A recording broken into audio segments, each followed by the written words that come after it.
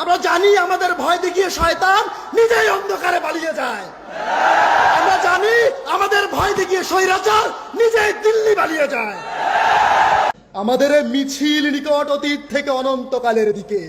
আমরা বদর থেকে উহুদ হয়ে এখানে শত সংঘাতের মধ্যে শিবিরে এসে দাঁড়িয়েছি। কে প্রশ্ন করে আমরা কোথায় যাব?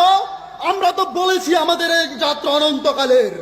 উদয় অস্তের ক্লান্তি আমাদের কোনোদিন বিহব্বল করতে পারেনি। আমাদের দেহ ক্ষত বিক্ষত, আমাদের রক্তে সবুজ হয়ে উঠেছিল মুতার প্রান্তর। এই পৃথিবীতে যত গোলাপ ফুল ফোটে তার লাল বর্ণ আমাদের রক্ত, তার সুগন্ধ আমাদের নিঃশ্বাস বায়ু। আমাদের হাতে একটি মাত্র গ্রন্থ আল কোরআন। এই পবিত্র গ্রন্থ কোনো দিন কোনো অবস্থায় কোনো তাওহীদবাদীকে থামতে দেয়নি। আমরা কি করে থামি?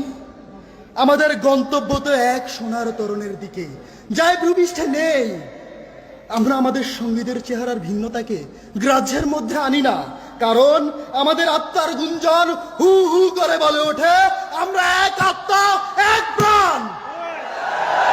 শহীদের চেহারার কোনো ভিন্নতা নেই, শহীদের চেহারার কোনো ভিন্নতা নেই।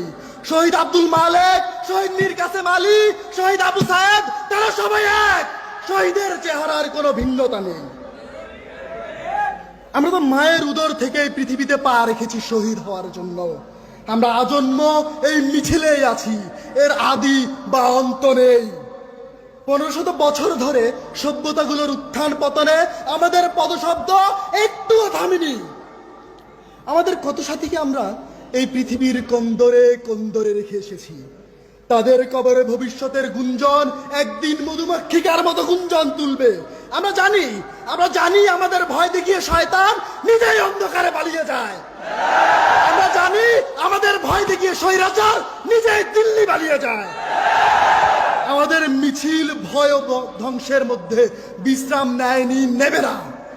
আমাদের পতাকায় কালেমা তাইয়্যেবা, আমাদের পতাকায় কালেমা তাইয়্যেবা।